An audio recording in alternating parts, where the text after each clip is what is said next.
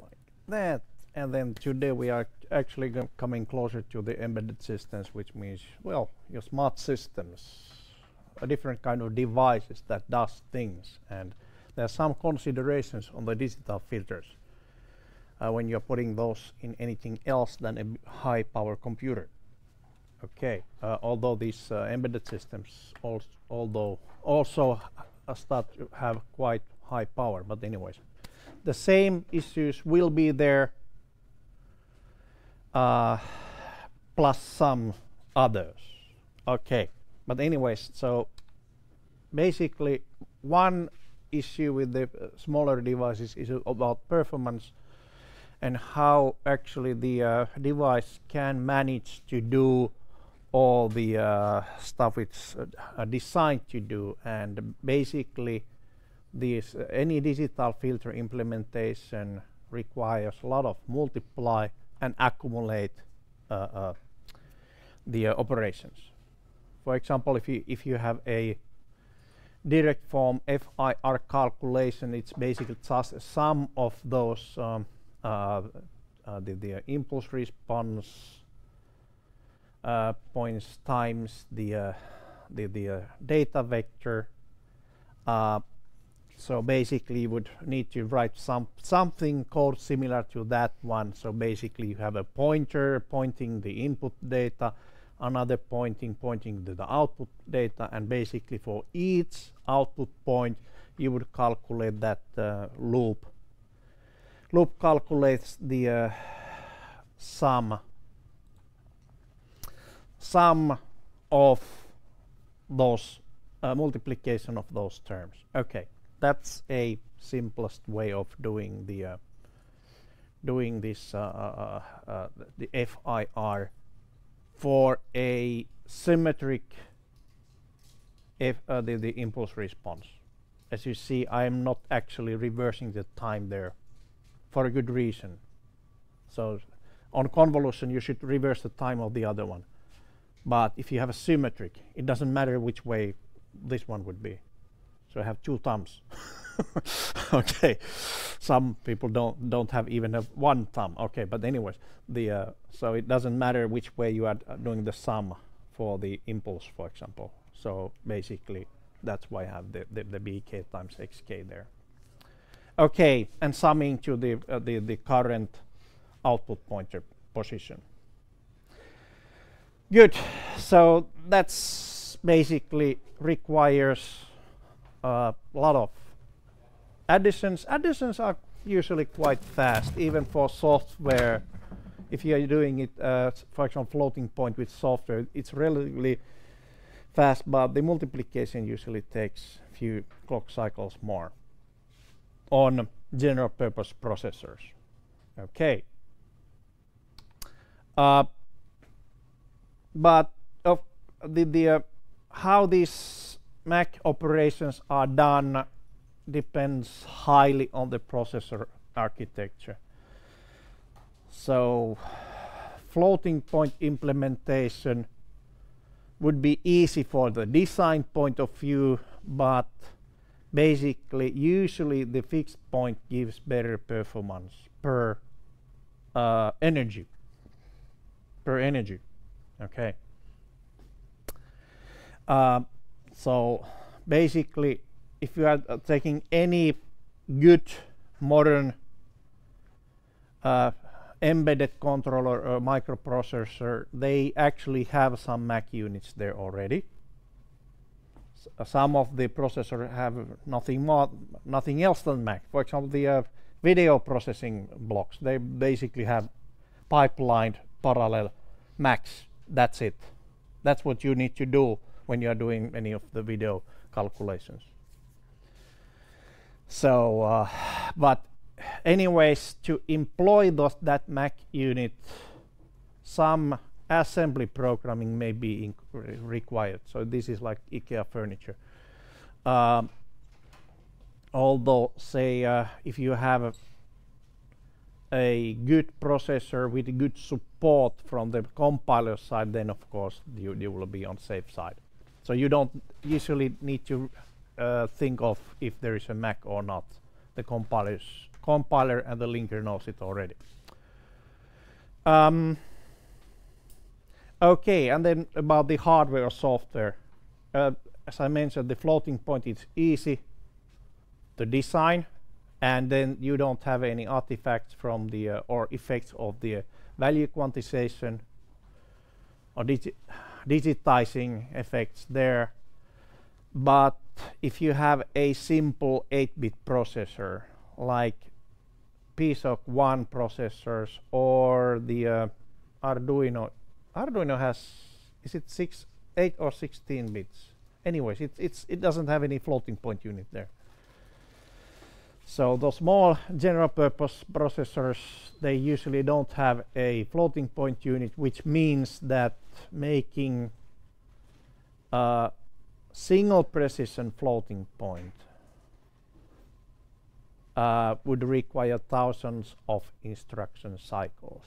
Meaning that, okay, you can still use it as long as your sampling rate is not, you know, high, or you have extremely high clock rate on your processor, or in some case, actually, for example, these software-defined platforms like these FPGA circuits with some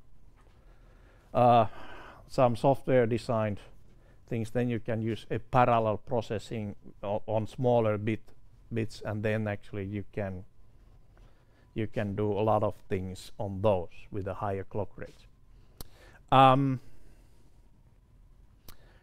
Okay, and then there are actually some special kind of things, since the digital signal processing is quite, say, those tasks are quite common on embedded systems. So basically, some of the embedded controllers have so-called fused multiply add acceleration. Basically, it's just a special hardware to do just that floating point multiply accumulate in a single cycle with rounding. Okay, basically the chip designer has already decided how to round these numbers, and well, those are usually say used on, say, this kind of platforms. The mobile phone processor, we also have some, say, video capabilities already on the processor itself. Okay, then there are special processors which are called digital signal processors. Basically, those are just processors which have been optimized for MAC calculations, MAC calculations, nothing more. So multiply, accumulate, process, which actually also means that they use heavily also apply the parallel processing and also pipelining. Have you taken the chaos course, the modern computer architecture yet? Yeah. Excellent. Okay. Parallel processing and pipelining heavily involved in digital signal processing or processors. Okay, and those are still used for on embedded systems, which are requiring a lot of say signal processing, because they are the most cost efficient way of doing the processing. Meaning the amount of energy they take from the battery would be much less than from doing the same thing with a general purpose processor. Although you might get much better performance from the general purpose processor, but performance per the cost, when the cost here is the energy consumption, the digital signal processors are much better on that one. Some applications areas for digital signal processors actually is automotive industry is using those heavily, although also say video acceleration or audio processing on any handheld device. The special processor may actually say, okay, this is a audio codec with some filtering properties. Well, in reality, it actually has a digital signal processing block on it, which does this thing. Okay, good. And then to the effects. So basically, we have the quantization of time, which gave us the not digitized, but the sampled signal. This far, we have been just looking after sampled signals, since double precision floating point is enough of calculating almost everything with the high precision. But when you are actually starting to quantize the parameters on multiply, accumulate cycles, okay, meaning that you are not using that the parameters as they are, but the closest rounded number to that certain precision. And that's a picture what happens to this same filter. So this is, I think it's the some of this classic, it might be elliptic or, well, it doesn't matter. It's a 1, 2, 3, 4. So it's 8th or 9th degree filter. And quite nice when you have a floating point accuracy. But even when you are dropping that accuracy to 16 bits. By the way, what is the accuracy of the floating point? IEEE double precision floating point. How many bits? No, much more. 40. 40. 40. Yeah, single precision is 20. And then there's the exponential and mantissa. Mantissa has the value of, and that's 31 bits. Then sine bit, and then 8 bits for the exponential. I think. I might be wrong though. You might better. You might actually check it from the internet. But anyways, the double precision floating point, it still has some, you know, inaccuracy on it. But it's so small that it doesn't usually, you don't need to care about when you are doing the calculations on a high power computer. But when you are doing a fixed precision, meaning integer logic or integer precision calculations, for example, 16-bit calculations, for this same filter, you can already see that there's something happens on the for the edge of the filter here. So it's not anymore the same as what we designed. And even worse, when we are going to the 8-bit calculations, then we actually are losing the filter properties more or less totally. So it's not anymore the same.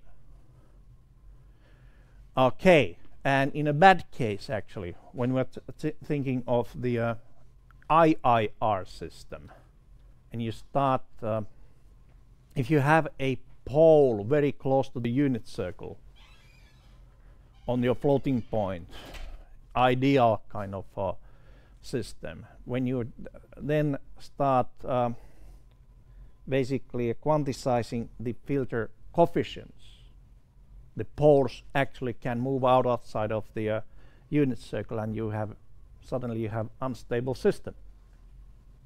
Not good. Okay. All right. So basically, there are some. If there is some sort of say fault, then there's always some things that we can use to fix it. So fundamentally, what is feedback system? Huh? I have no idea. I have. It seems that this is under construction. The last line doesn't make any sense. The feedback system is a system with feedback. Okay, good. Okay, but anyway, so the two big choices you have here. If you have a big system you can actually have two kind of well, let's start it from the other side. Okay, so let me. I think I need to use some.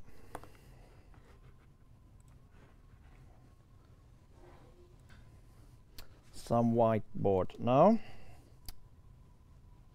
All right. So combining the systems or combined systems. So if you have, say, two systems, H1 and H2, in series, this would be systems in series. Basically, this one is the same as, okay, this one is HZ, this is H2Z. So the combined system actually is the same as H1Z times H2Z. So if you have a cascaded systems, then you basically just multiply those. So this is used the other way around in reality. So any system, if you think of the zero pole plane, if you have multiple poles and zeros, you get better calculation accuracy if you start doing the this kind of partitioning of the system. Take those zeros and poles in one system and then take these to the other system. And just basically you have two second order systems. So that's basically second order system division. And why you are getting better calculation accuracy? Well, because of the parameters are much closer to each other. The filter coefficients are within the same decade when you do the splitting like that, compared to well, FIR would be even better example here, where you have, say, well, I need to show it on the MATLAB basically. So on the FIR system, let's see. Okay, so that would be IIR. Then if we have a FIR system with the impulse response symmetric like that, and these will go very small here. You have seen these before, for example, on the FIR the exercise. You needed to plot the impulse response, I think, was it there? But anyways, the magnitude of this one could be totally different order than that one. Okay, meaning that when you're doing the calculations, this could actually be less than the calculation accuracy, but it still affects on the system behavior. But if you do the zeros and poles, well, the poles are here of the origin, but then the zeros, okay, zeros, for example, like that.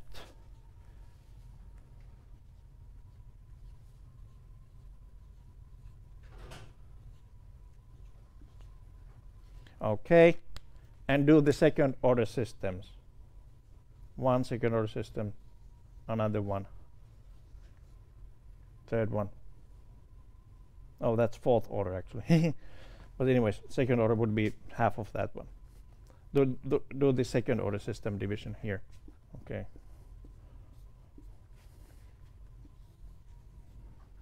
And calculate the parameters. They are within the same magnitude, guaranteed.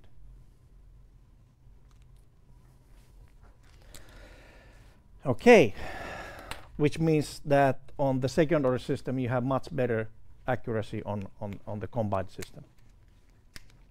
So does it mean that you can use less coefficients for the second order to get it good enough. Yeah. For that reason, you don't have to have so long filter. Yes. If you have a really Yes. long Yes. filter, the particles are going smaller and smaller and smaller Yeah. at Yeah. the edge of it. Yes. Yes. But now you have plenty. You have yes. You, exactly. So you have less. Well, you have shorter filters, but you know more filters, cascaded. Yeah, cascaded filters. And each of the filter is actually a pretty accurate already there because of the rounding errors doesn't add up that way. On cascaded, it more or less it's they're suppressing each others. Especially on the other side. So this is the cascaded system. But then actually you can always do the parallel system. Meaning that although the design will be a little bit, say, by pen and paper it will be hard, but with the computer this is also a piece of cake. So h1 of z and h2 of z.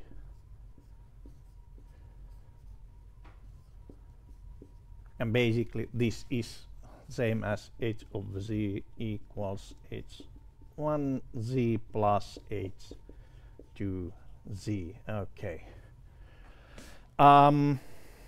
This is used mostly on the case of IIR, since on FIR you would just have, you know, it doesn't really add up. Well, a little bit, yes, it would help a little bit on the calculations. You just have to rescale the filters, so basically take a couple of those, each of those, and add some elements and do the final calculations at the end. But it doesn't affect that much on that, on the FIR calculations. On IIR, this adds a lot of the good things, although it's heavier to calculate. This way it's easy to calculate if you have, say, that sum of b k zt minus k divided by a k zt minus k plus, okay, ck zt minus k d k zt minus k. Okay, as you can see, you can actually calculate it forward by, basically this would be multiplied with that, and this would be multiplied both upstairs and downstairs by. But it gets a little bit awkward that way. But yes, you can do the parameterization also for parallel systems, and with the computer it's this would, in addition to breaking down the systems in the second order sections, okay, in addition to that one you would add some say stability also by this summing these outputs. So that would basically, it would be some sort of average of the outputs, which reduces the error. Okay, but it's that, well, you already can see it on simplest case. Basically, you would start by knowing this one and then trying to figure out how to basically construct the parallel sections. That's not straightforward task anymore. Okay.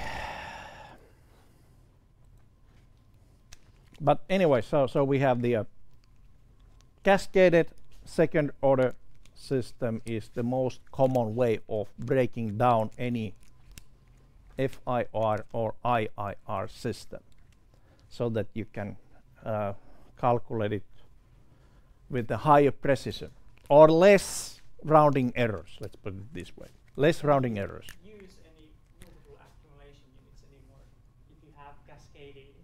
Yes, yes, you can. Okay. but then it has to be designed for this kind of system, since, for example, the those digital signal processors, they have some special registers to actually, even if they have just single MAC unit, which is, well, ancient processor though. But digital signal processors has plenty of, they have multiple MAC units. So basically the parallel processing, perfect. It's perfect for this one. And pipelining and parallelization of this one. So that looks like a pipelining. So yeah. Have, for example, a really big field filter at first. Yeah. You want to piece it down to the second order systems. Mm-hmm. In the end, you have like 20 different filters that are Yeah. to each other, Mm-hmm. and you always Then have to compute the first one and the second yeah. and the third. Yeah. So Well, yes, you can, but basically that then you'd also start blocking, making the blocks out of the not processing single point at a time or single sample at a time, but use it basically run it, for example, some 128 data points first, and then move it to the next block, and so on. So then you don't have to shuffle the data back and forth. Or, well, you can always, you know, if you have a fixed filter, then you have subroutines, nested subroutines with their own local memory. Yeah, it can be done. Oh, right. But anyways, so second order sections has smaller quantization errors than the direct system, period. So if you are doing implementation on fixed precision system, SOS, help me. Yeah. Okay. It would have been nice if I had a okay, so this is FIR system showing 8 bits precision of floating point, and then that green one is actually a 8-bit precision direct form, meaning it has a lot of rounding errors because of these are rounded more or less to 0, or the relative error on these are much higher than on the higher values. And then if you are actually using 8-bit second order systems, you are basically getting the same performance as the floating point. Ha! Okay, so does it pay to make this division? Yes, it does. Same thing also for the SOS and IIR filter, and this looks quite similar as I had on the first picture. So the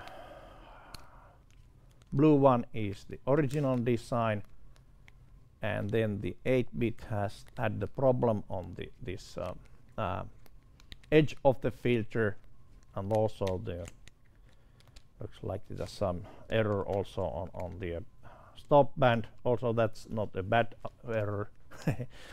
But then if you're doing the second order system division, you have relatively saying it's better design now. Not perfect, but much better than the this direct form. Okay, good. So that was the theory part. Short theory today. By the way, did you get my message about the IIR system? So the deadline for that exercise is on Friday, because I didn't have a, well, I had a link. I could open it, but nobody else. The classic error here. I checked it works, but I checked it on, you know, the while I was logged in the Google. So of course I see all of my, you know, the videos there if I'm logged in, but I didn't publish it. A small mistake. But anyways, that's life. So let me do something here. All right. So about the exercise 6, let's take a first quick look at the exercise itself. Whoa, what is that plus doing here? Plus exercise.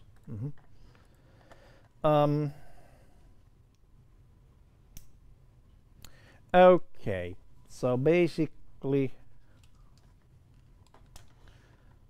we are starting from the exercise 5, this stop and notch filter. So this is this exactly the same as on that IIR exercise.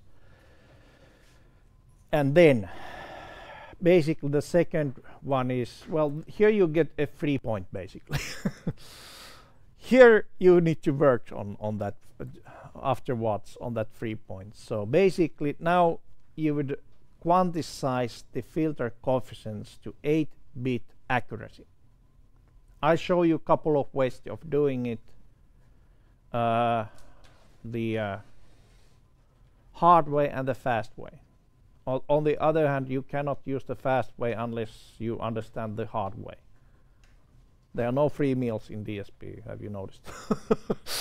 Okay, so basically on that one we had a situation that, let's see.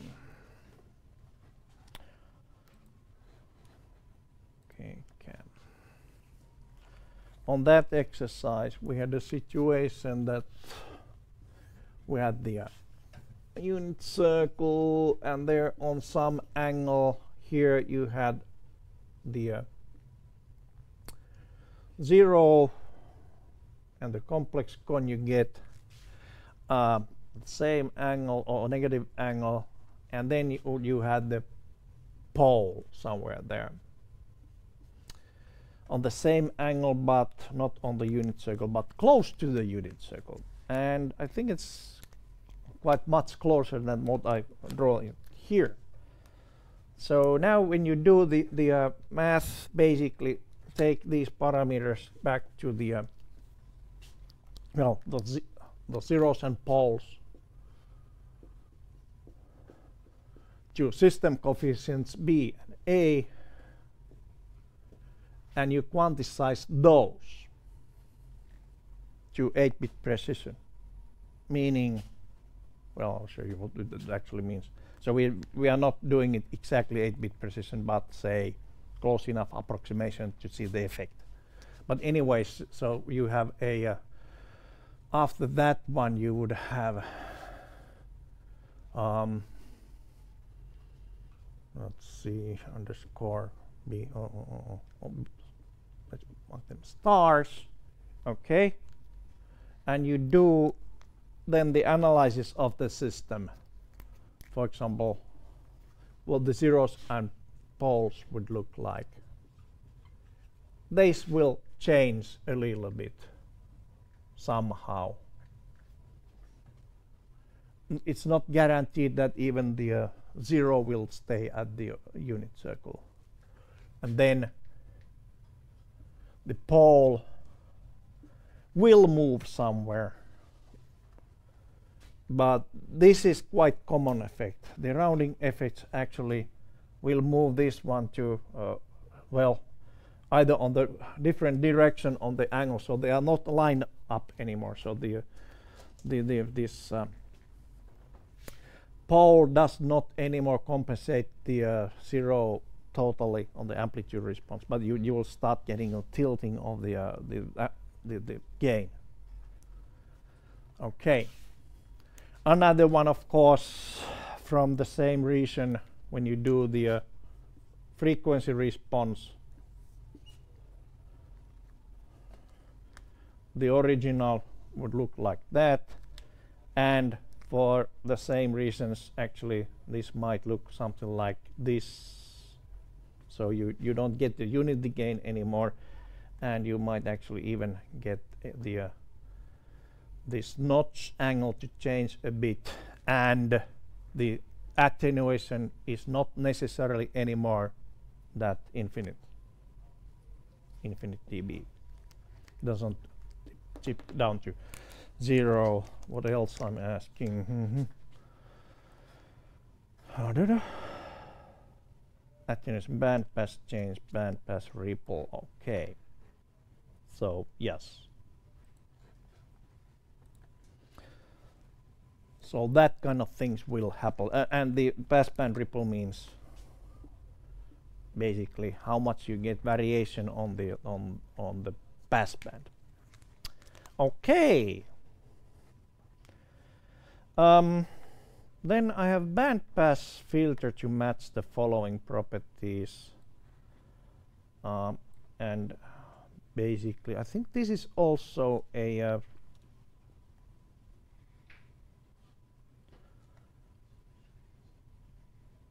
it might be also a part of the previous exercises, so it might be a free the point there, but anyways.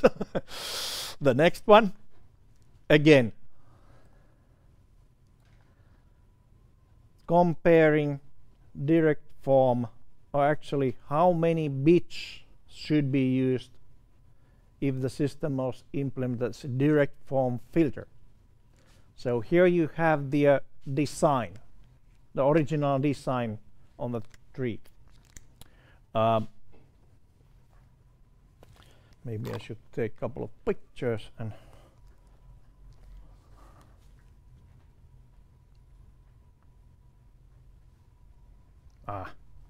who put this there? One. Don't worry. Okay.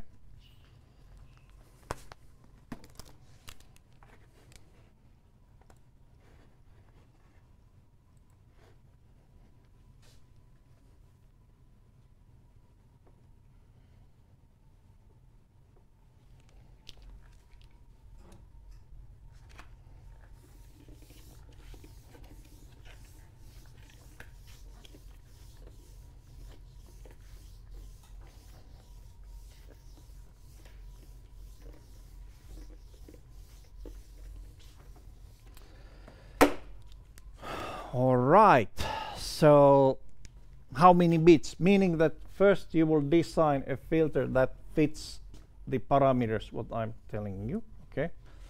So a filter that fits those points. So you have the cutoff frequency 1, cutoff frequency 2, and then stop band start frequency 1 and stop band start frequency 2, and then you have some ripple here, okay, and the stop band attenuation. I think the both bands were at the same, but anyways, first you do the floating point design. You will get something like whatever you get. It will fit, whoops, it will fit your amplitude response picture on floating point. It must do that. Okay, when you start reducing the calculation accuracy on direct form, you would quite soon get, say, a filter which does not quite fit there. So basically it goes on that point, it goes off your region of interest or your design region. Okay, and then you just basically add bits until it fits there again. That's how many bits you need. It could be say 7 bits or 13 bits or something like that. Don't worry, it doesn't need to be power of 2. For good obvious reasons. If you are doing actually a implementation on, for example, a FPGA, you can use odd number of bits for calculations quite easily. And another thing, if it's required to have only 13 bits accuracy and you are using 16 bits, it means that you don't need to worry about the overflow of the value if you are using second order systems. Okay, on second order you can always just, you know, do at least 3 additions before it overflows for the 13-bit accuracy on the 13 bits, signed 13 bits. Okay, good. But anyways, so that's the idea on the on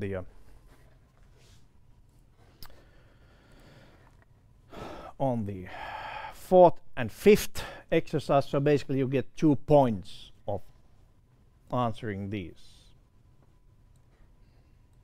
So how many bits are needed in order to still meet the requirements? And the same question about when you do the second order sectioning for the filter you designed on part 3. How many bits are required?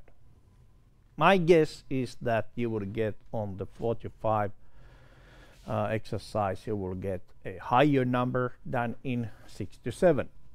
Otherwise, you have done something wrong.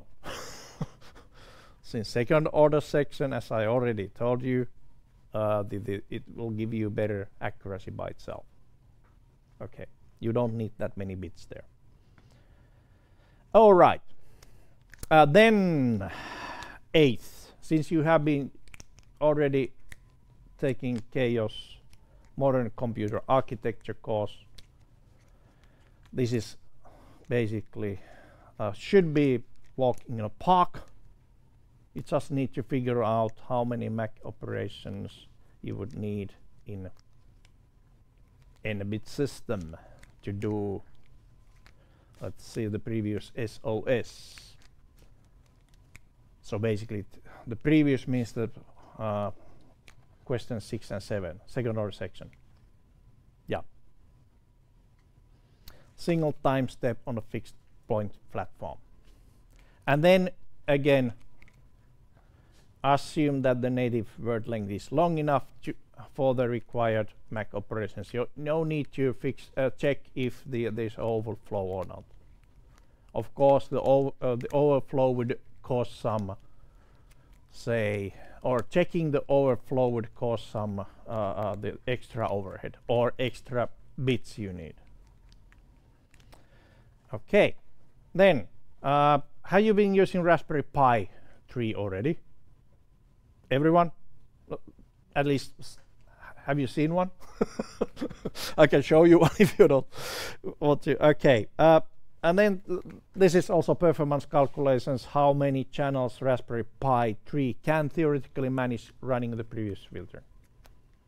So, yeah.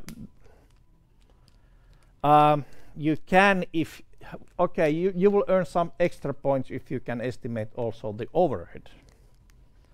Since this is a single core processor, basically, and or single cycle system, so basically it doesn't have much of parallelization, but then there's of course there's some overhead on breaking these systems into second order sections. Yes.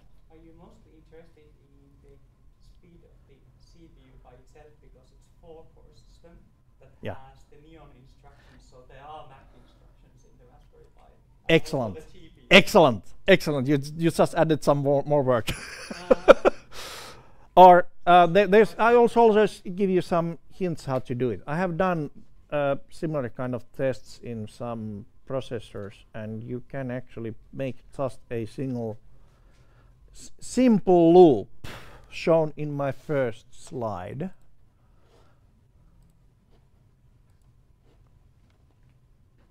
Make a Mac loop and test it. Okay, where is it? Okay, make a Mac loop, multiply accumulate loop, long enough, and test the system performance.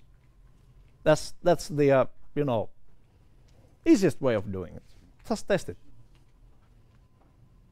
Simple, short program, and run it with some timers, and you know, to check how long it actually takes. Performance meter. Oops. Okay. Yeah, Pi 3. It's 4-core. And now basically depending on the compiler, can it do the good usage of those 4 cores and max. The best way would be to run it actually a test code. A test code. All right, and hey, you all have some sort of laptop. You can actually do the estimation of how many channels your laptop could, in theory, or actually in practice, more or less in practice, to handle. I will show you a couple of tools for MATLAB. It's very simple to calculate or test the performance. Yes? The answer? The question? Yes? Oh, basically we have this same filter, and if you have multiple channel input and you want to actually do those more or less real time, basically you just run this one the same. No, not like that. So same system, but you need to process different input channels same time, simultaneously, more or less simultaneously. Of course, well, by default I would say it's easy to handle just 4 on on this Raspberry Pi, because it has 4 cores, but of course you can handle much more. And you can actually use that, what was this performance scaling factor kind of thing in it has formula 1 over 1 minus 1 Amdahl's. Yes, you can use the Amdahl's law if you want to do the performance calculations. And actually that would be the correct way. It's number of channels, and then there's the also you can then, if you know the overhead time, then you can get a quite good estimate for the for your system. But anyway, so number of channels, meaning there are different channels, different inputs requiring different outputs, and how many of these blocks you can handle. That's, for example, how many videos you can convert at a time. Yeah. Or how many audio streams. So, how big audio mixer you can do on Raspberry Pi. All right. So we already know that you can handle about 3 100 megabits per second these internet lines or TCP/IP lines at the same time with the Raspberry Pi. Was it 3? Was it 2? It's one of the exercises actually. You should remember that. I do, and I haven't taken the course. but anyhow, so how many of those at the same time? Good. And next, let's go and take a look at the MATLAB and how to do some of that stuff there.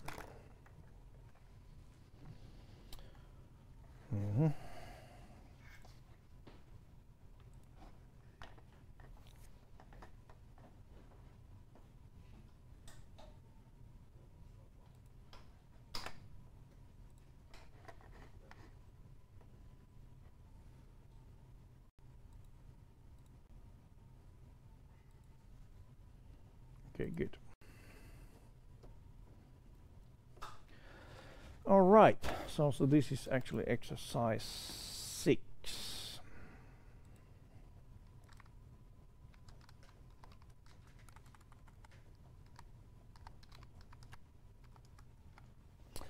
IIR. Oh, not IIR. This embedded systems. So basically,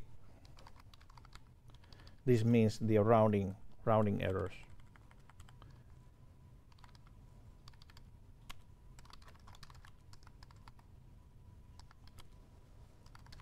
Etc. Okay, so let's start with some filter design, and I'm lazy. I'm using the FDA tool to do it or the tool, FDA tool, I meant. Yes, I did mean FDA tool.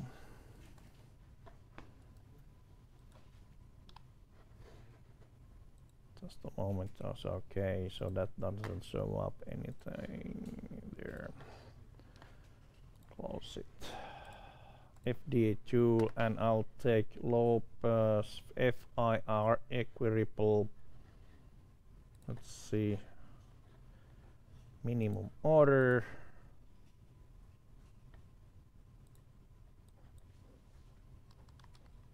Just for fun. Let's see how many orders do I get. Designing a filter. So it's 46th order. Oh, that will be actually showing up some rounding errors. And why it shows up me a lot of rounding errors is because of taking a look at the parameters.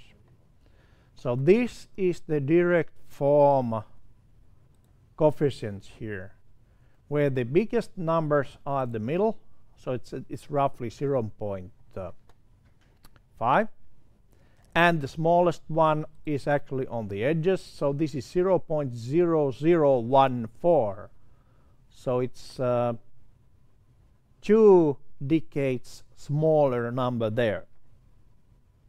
So if you're thinking of a system which has only 8 bits presentation, that would have nothing there, since you have 7 bits plus sign.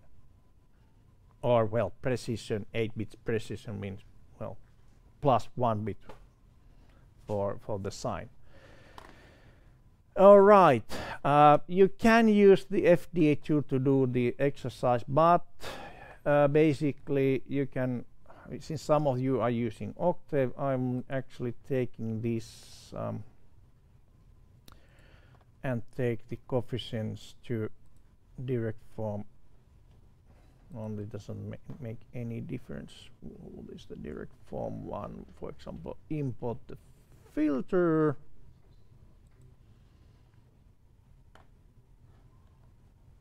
What? No, sorry. Let's take it over.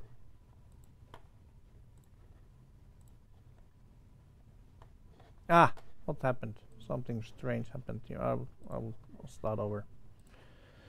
I'll start over.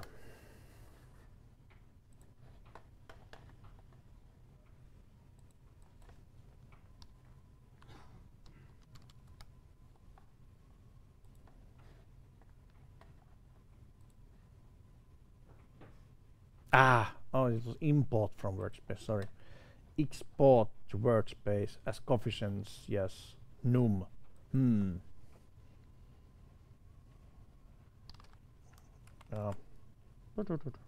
Well, I call them HH. Okay, that's how you actually get those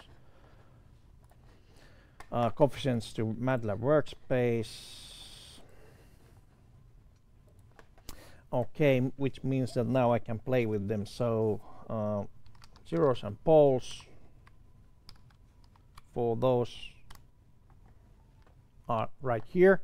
Okay, so these zeros are actually doing the low pass part or the stop band, and these zeros are actually adjusting the gain to the more or less unity gain. Okay,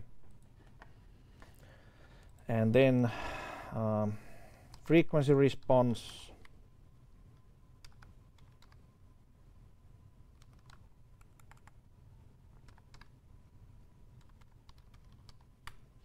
Frequency response of the filter, there we go. Okay, so it looks like that. It has a nice 80 dB the attenuation on stop band and about 1 dB ripple on the pass band. There. All right. Allow me to know it doesn't. Okay, and now next what we will do, I will quantize the this filter coefficients, and I'm checking from, is it quant? Yeah, discrete value for multiples of quantity. Okay, that's how you quantize it. So for example here, quantize values of x within 0.1 accuracy. Now we have actually the sum of this filter, meaning the highest or absolute sum of this filter is actually the highest possible gain for this filter. Okay, I think it's 1. No, it's 1.98. Okay, so basically that defines the highest possible value if you are thinking the input ranging from -1 to 1. So basically the accuracy of the filter should be related to that value of the quantization level. So 8 bits from that one.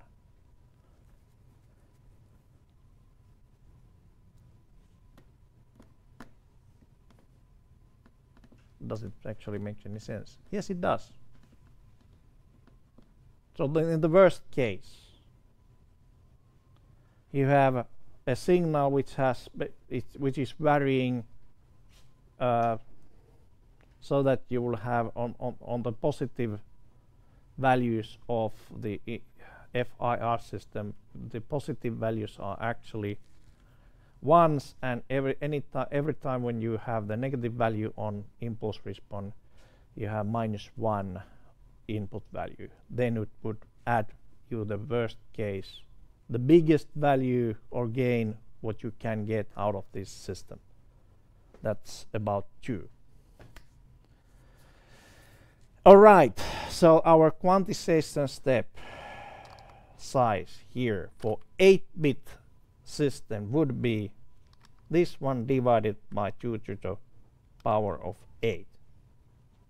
Okay, and I'm kind of neglecting here the what is the sign bit actually doing, so I'm just taking 8-bit accuracy.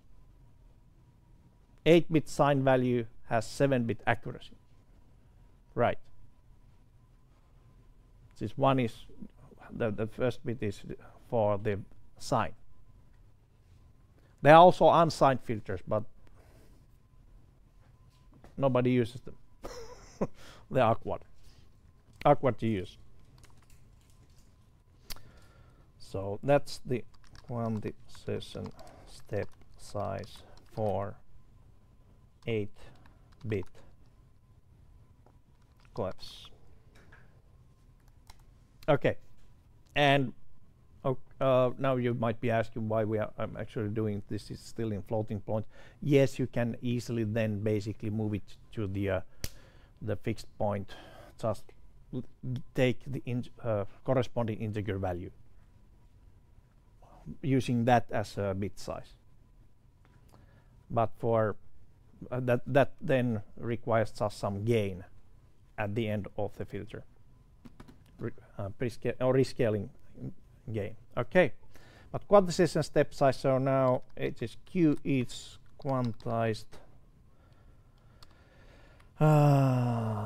HHQ step.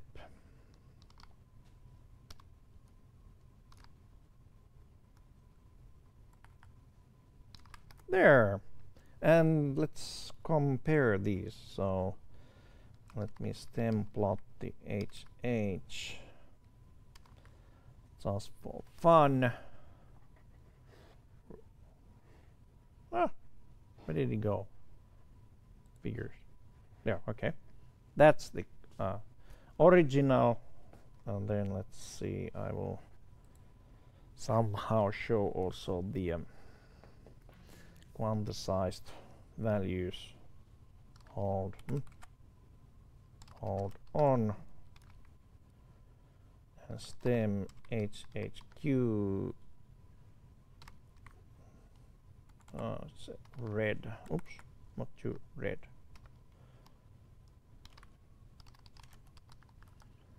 And these are the quantized value. Not much different, right? So some of them are actually exactly the same. Okay, but some of them are actually quite close to zero, where else where it actually should be non-zero. And the effect of this one, let's take another figure.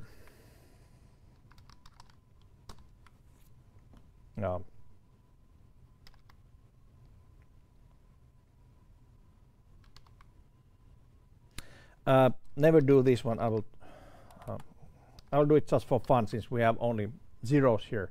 I'm actually plotting these new zero positions as poles. They are not poles. Oops.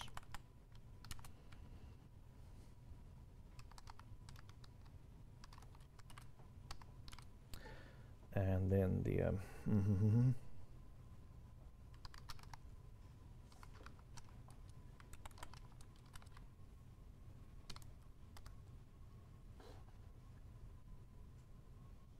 oh, wow.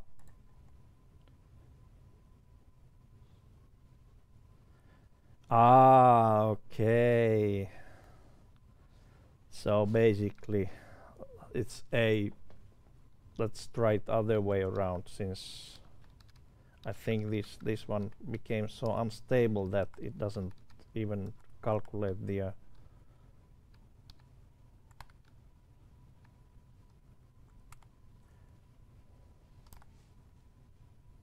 yeah, some of the poles actually went off scale. But anyways, as you can see on the zero pole plot, all right, so all right, they are quite different.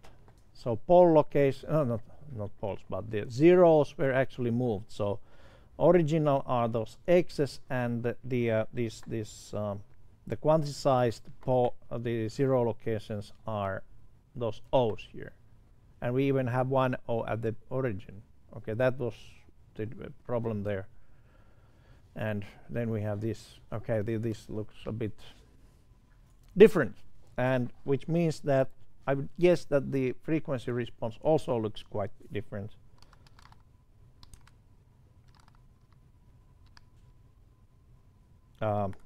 Maybe I need to calculate it. Let's see. First, the HH 1024, and like that. Then I calculate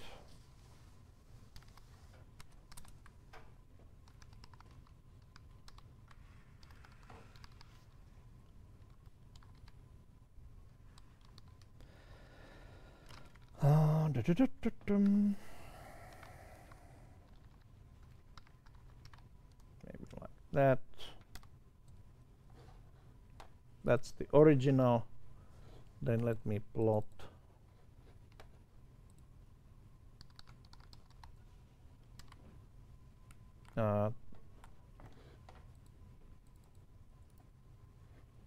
maybe it's already there. Well, we'll see what happens.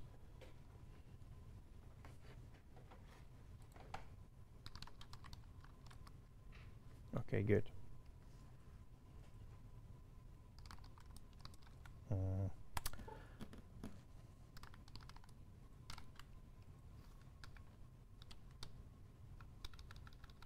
Maybe we can just do it like this. Ah.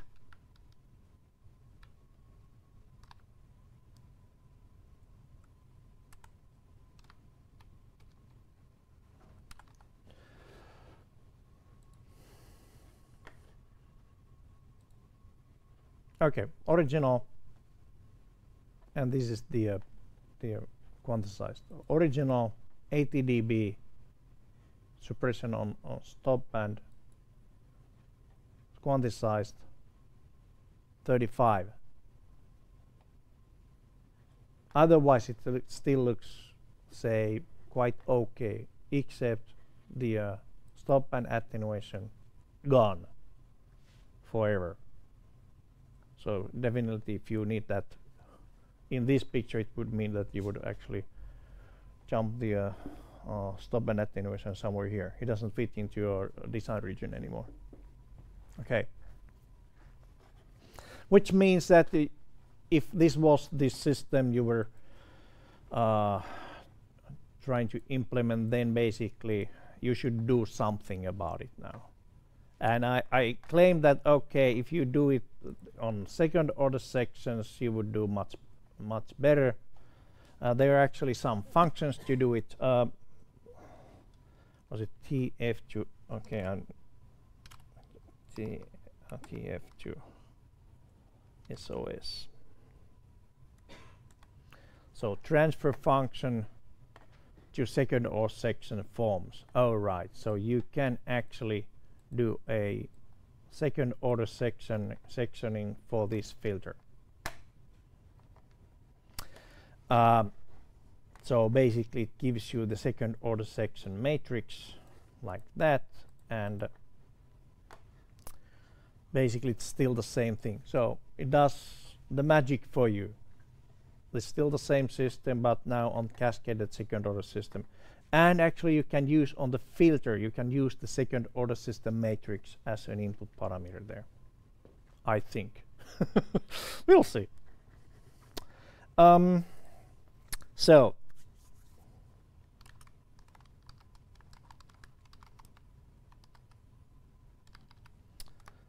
transferring. So HSQ, not HSQ, but H8. So we start from the original. So H8 SOS is same as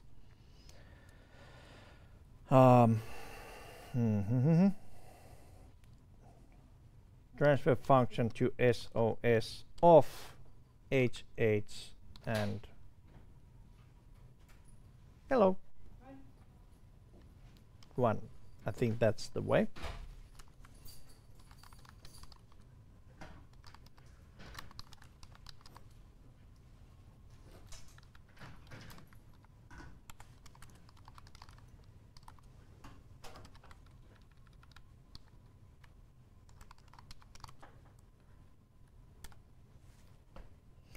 All right, and basically we got this matrix. Let's take a quick look what it looks like. Yep. So it's still FIR. If you're taking a look at this help of the system, well, let's see. If you take a look at the help, so there's the each system has the parameters B and A in that order, and every one of these A parameters here is actually 0, except the first order. So this is cascaded FIR systems, and it's supposed to be good.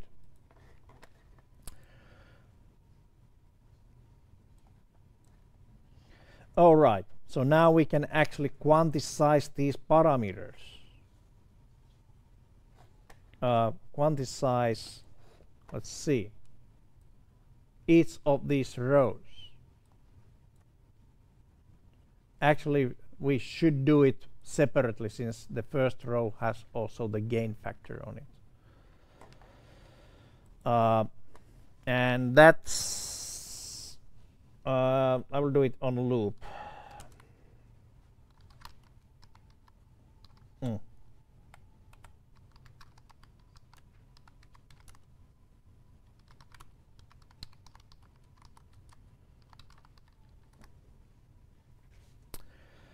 For I equals to 1 to 26, good. And basically the rest of that, I'll just take that each row. 23, sorry, yes, of course. It doesn't allow me to break it in 23. Okay, 23 rows, and each vector should be quantized separately. And for the first part, we don't need to quantize the second part. It's already there. So basically, I can let me first separate the each of these rows equals to HHSOS, all values of, let's see, first row, okay, II, and all values of that II row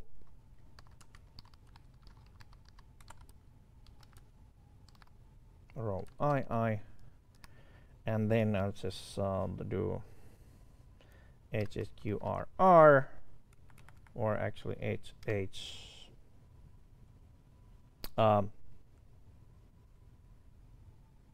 QSOS,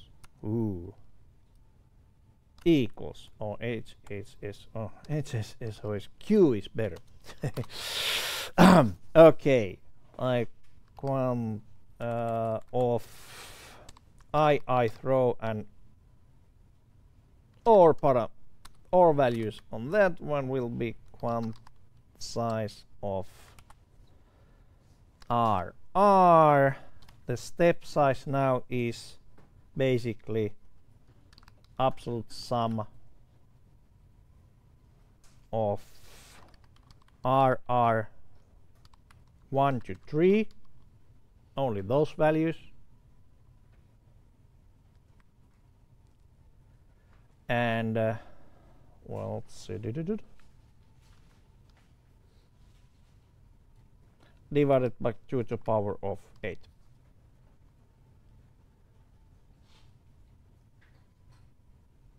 Yes, I think that's right. So I'm doing this still the same. So the worst case scenario of your filter is when you have the just opposite signs of the input, okay, and basically that gives you the quantization, the full range, and then divide that full range with 2 to the power of n bits. Okay, that's your quantization step size. Okay, hopefully it will work. And I had now this another one which has a little bit different numbers. Well, it seems that the 1 is not anymore 1, but well, things like this happen. I should have actually taken only the 3 first values to change. Yeah, I can. Yeah, yes. Yeah, column 4. Oops, what happens? Oops. Not that one. Let's close that one. So I will just that was column 4 equals to 1. There we go. And basically, just for fun, make sure that 5 and 6 are actually still zeros. They're supposed to be 0, should be quantized to 0, but anyways, you never know. That was just, you know, some adjustment. Okay. So now I quantized SOS values. I can run it back to the direct form values or the transfer function values for the filter. I'm not sure if the SOS values are actually directly, you can use those directly on those systems, but well, back to direct, the transfer function.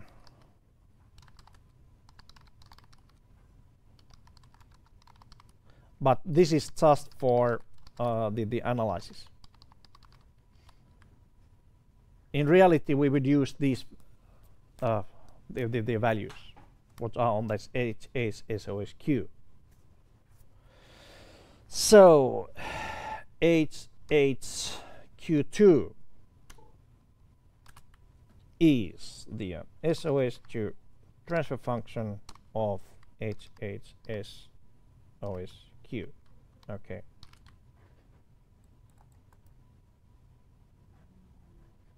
Help on selection. Where is help on selection? There. We might actually also end up having some gain there, but well, I'm lazy. We can always, you know, do the gain afterwards. And now testing. So we had some figures here. So that was the quantized. This was original. This was the quantized. And let me add here the quantized, but implemented as second order section. Hopefully this will be better. Oh wow. Okay. So we are actually back to almost the original design. So we have the 80 dB attenuation on stop band, and we are using 8-bit precision on the calculations. So basically this is the direct form calculations, meaning the long convolutions, one single system doing a long convolution compared to a system which is breaking down in second order sections and doing these short convolutions, but plenty of them. So cascaded system, much better performance. Or actually this is almost, well, it's not the same, but well, it's hard to tell. I think we are just missing 1 0 here, and more or less it's about the same system. Okay, how about zeros and poles?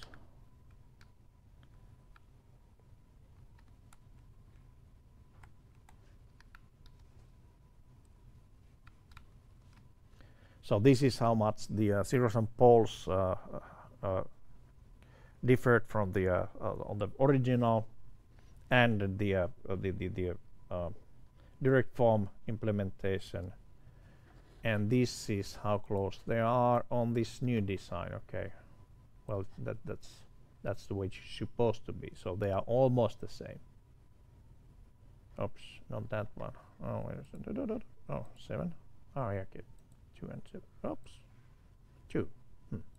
Which one was there? 3 and 7. Okay. So that's how close you get with the second order systems, and then this is how far it was for direct form. Okay, so that's how the quantization error actually makes a big difference.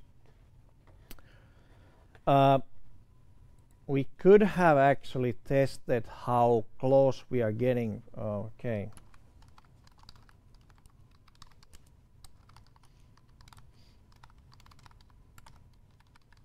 Interesting. Okay. For example, on the let's continue on this one, since it seems that with the 8-bit precision we are still quite okay with the calculations. Now we could easily go down with the bits and try how far you can go on the second order system implementers, how many bits you actually need. Okay. So let's take the HHSOS. Oops, that was the for loop. Do I want to do the for loop again? Well, maybe. For example, let's make it 6 bits.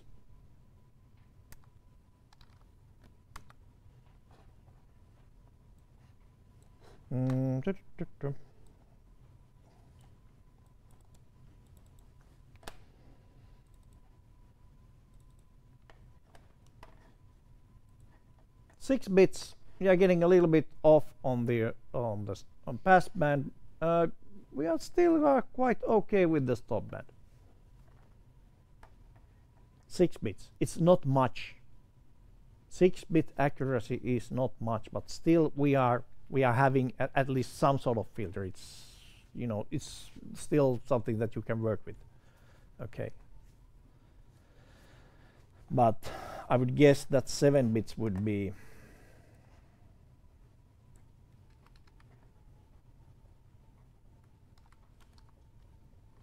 maybe a little bit closer to the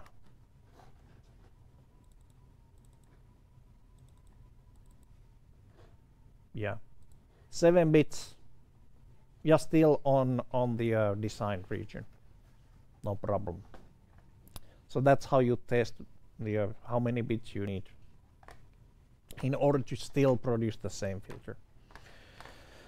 Okay, on IIR system, pay attention actually this one. So the multiplications, accumulations, where they are done, if they are done separately or not. Think of the second order system that basically you have the forward section and the feedback section separately. So basically you need to quantize quantize the forward section, which is the first three parameters on this one, and then the quantize differently with the that feedback section. Okay. With similar manner though. All right. So let's take a quick look at these. That's what 6, 7. Okay, and then just minor thing about the. Well, let's take a look at FDA tool. Now you know the heavy part. I will show you the.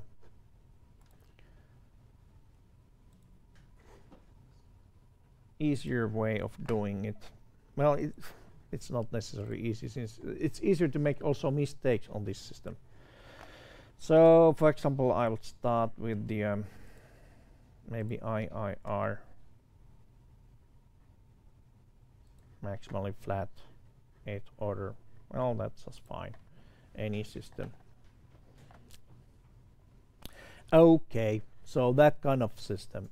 Actually, you can in here turn on the quantization.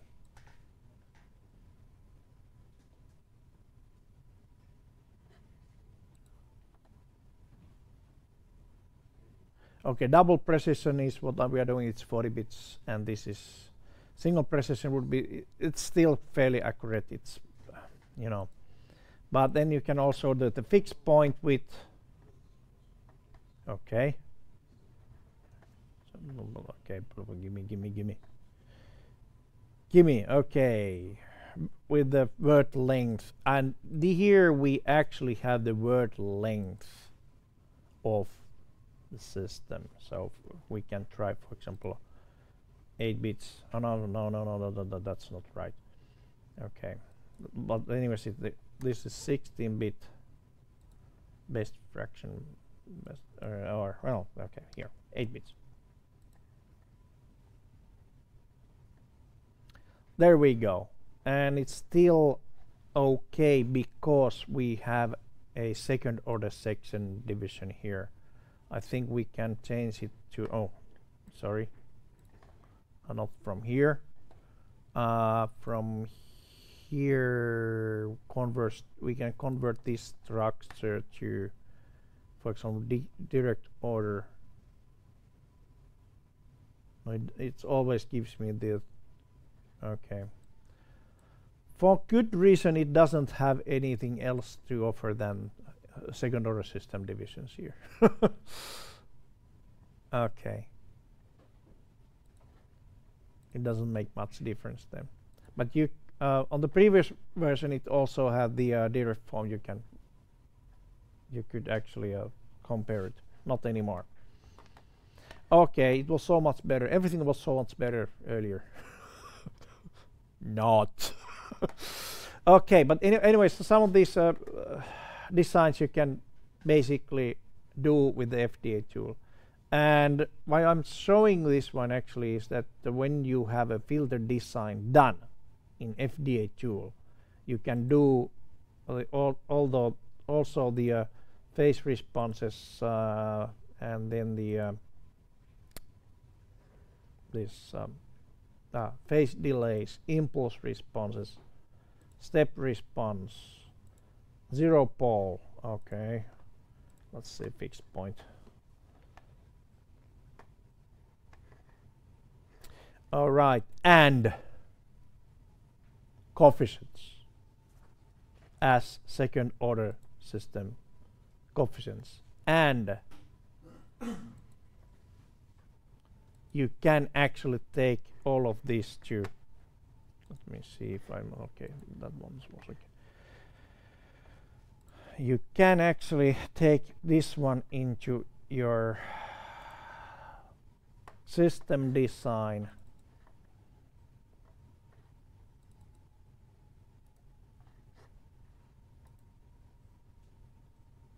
There you have a C header file having fixed point 8-bit numbers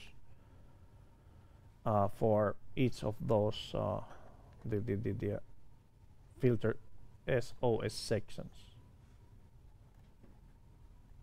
So you just need to implement the SOS subroutine in your embedded system, and you can take the filter coefficients from FDA tool directly.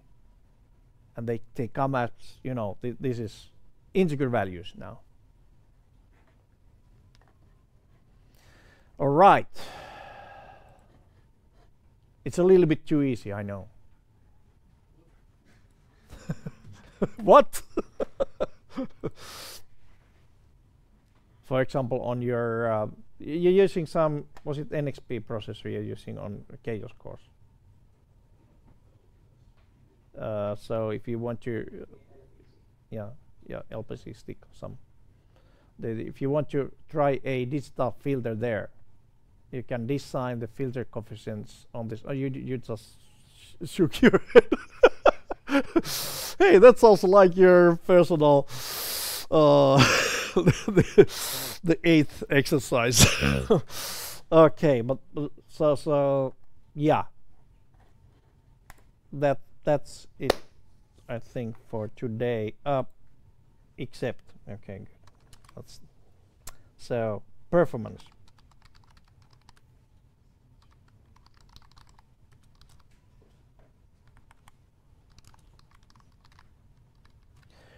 They're actually functions. Tick and tock. Oops, not TICC, tick.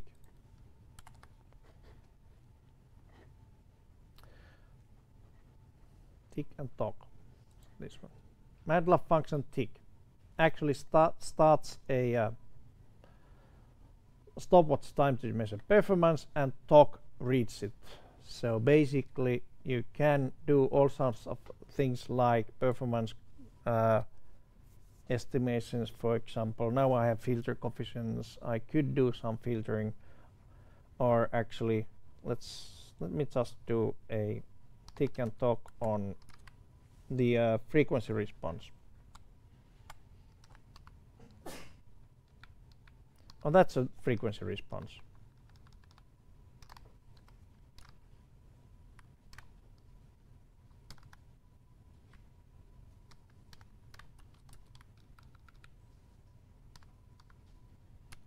How long it actually takes to calculate 1024 points of this system frequency response. Okay, it took about 6.6 milliseconds. Next time it's faster. Third time even faster. Why? Well, this is not just a command line interpreter. It remembers something. So basically, after a few times, the MATLAB has optimized the performance of this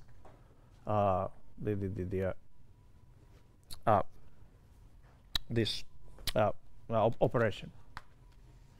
So if you're doing performance measurements with tick and tock on MATLAB, you need to actually take into account that there's always some overhead of calling a new function or new line on interpreter.